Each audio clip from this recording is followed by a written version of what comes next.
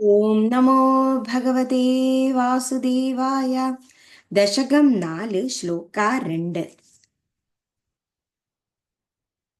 ബ്രഹ്മചര്യദൃഢതാദിഭിരിഹിയമൈഃ ആപ്ലവാദി നിയമൈഃ ച പാവിതാഃ കുർമഹേ ദൃഢം അമീ സുഖാസനം പങ്കജാദ്യം അപി വാ ഭവത്പരാഃ.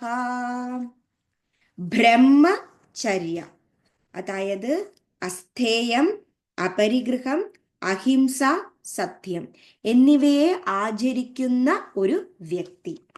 ദൃഢതാദിഭി, ഉറച്ച മനസ്സോടുകൂടി, ഇഹി എന്നിവ, യമം, യമം എന്ന യോഗാഭ്യാസം, ഇഹി ആചരിക്കുക, ആപ്ലവം മനഃശുദ്ധി, സ്നാനം, മന സന്തോഷം എന്നിവ തരുന്ന ആ ഒരു സംതൃപ്തി, ആദി കൂടിയിരിക്കുന്നവർ, നിയമൈഹി നിയമങ്ങളോടുകൂടി, ച അങ്ങനെ, പാവിതാഹ പരിശുദ്ധരായി, കുർമഹേ ഇരുന്നു കൊണ്ട്, ദൃഢം ഉറച്ച മനസ്സോടുകൂടി, അമീ സ്വന്തമായി, സുഖാസനം സുഖം തരുന്ന ഇരിപ്പിടം, പങ്കജാദ്യം പത്മാസനം, അപി നിയന്ത്രിക്കാം, വാ മനസ്സിനെ,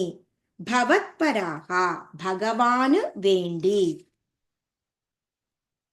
ബ്രഹ്മചര്യദൃഢതാദിഭിര്യമൈഃ ആപ്ലവാദി നിയമൈശ്ച പാവിതാഃ കുർമഹേ ദൃഢമമീ സുഖാസനം പങ്കജാദ്യമപി വാ ഭവത്പരാഃ. അസ്ഥേയം, അപരിഗ്രഹം, അഹിംസ, സത്യം എന്നിവയോടുകൂടി ഉറച്ച മനസ്സിന്റെ ഉടമയായി തീർന്ന് എന്നിവയാകുന്ന യമം എന്ന യോഗാഭ്യാസത്തെ ആചരിക്കുന്ന ഭക്തന്മാർക്ക് മനഃശുദ്ധി, സ്നാനം, മനസന്തോഷം എന്നിവ ഉണ്ടാകുന്നു. ആദി, അവർ അതിനെ കൂടാതെ തന്നെ നിയമങ്ങളോടുകൂടി വളരെ പരിശുദ്ധരായി ഇരുന്നു കൊണ്ട്, ഉറച്ച മനസ്സോടുകൂടി, സ്വന്തമായി സുഖം തരുന്ന ഇരിപ്പിടത്തിൽ പത്മാസനത്തെ ആചരിച്ചു കൊണ്ട് മനസ്സിനെ നിയന്ത്രിക്കുന്നു.